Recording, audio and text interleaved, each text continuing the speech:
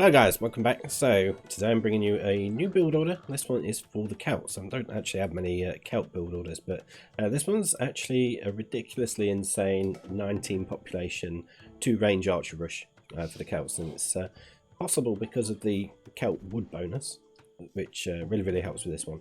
So basically this build, it's the usual start, 2 houses and then 6 on sheep, but then it goes a little bit different to what you're generally familiar with. Now, you probably could do this in a 1v1, but I'd probably recommend it as a team game strategy, really, just because straight archer rush is just way too easily countered with one range skirmishers. So, yeah, archer rushing's kind of gone out the window when you get to a certain level. Okay, so we've got the 6 on sheep. Next villager is going to come out and lure the first boar. There we go. Took a little bit of a while. And then 2 are going to go to wood. We'll probably get a house as well whilst we're there. It's not really detrimental that we get one, or crucial that we get one, I should say, at this point. But you might forget a little bit later on because there's quite a lot happening. When we get towards the back end of Dark Age, we're pushing deer and stuff, so yeah, probably best to get one now whilst you can. So once we've got the 2 on the wood there, we're going to start adding 3 more onto the boar. We'll probably start pushing our deer in as well. You can do this build with just 2 deer, especially if you've got rhinos. I like to be a little bit greedy and get 3 deer, just because it delays your farms a little bit. Otherwise, if you're going for 2, it might delay your blacksmith because you have to get those farms a little bit earlier. A little bit of force dropping. Food might be needed here and there.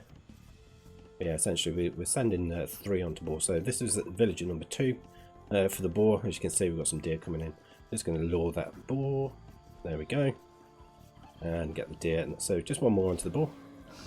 Like so. And then we're sending 2 over to berries to get a mill.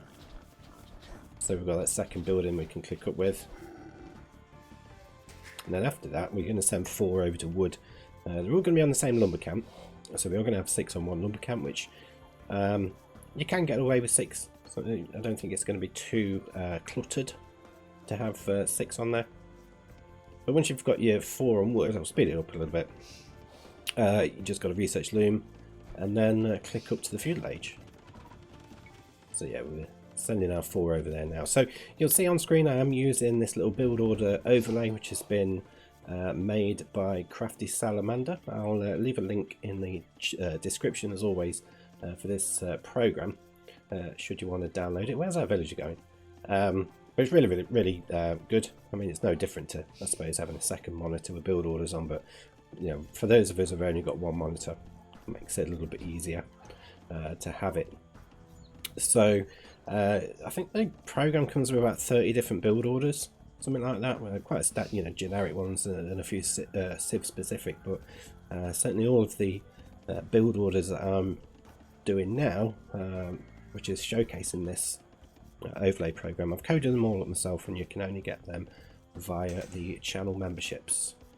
So if you do want this, do consider supporting the channel and joining the channel memberships. So once you've clicked up, we're going to send 4 off of food onto the straggler tree. We are going to send 1 over to make a house and a barracks.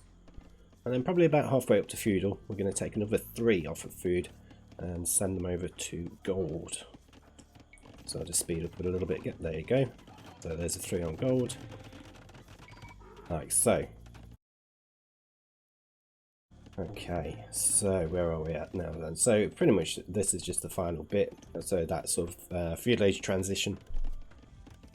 Obviously, usual sort of thing. You want to be making 2 ranges, getting double bit axe straight away, start producing your archers, and getting villagers onto the gold. So, feudal age just about to come in. We're going to take another villager off of the straggler tree. That's going to come down and help make that second range. So there's the first one going down, slight delay. Second one's going to be there in a minute. We're going to start sending new villagers over to gold. So we're going to send our first 4 new villagers over to gold. These straggler tree villagers, they're just going to go back onto sheep.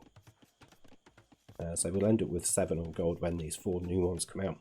We'll have the 5 on the sheep, a couple on berries, 6 on wood, and then these 2 builders. Now one of the builders is going to just keep on walling up. The other one, you can probably use that one for walling as well, but I like to recommend sending it over to gold, so you've got 8 on gold.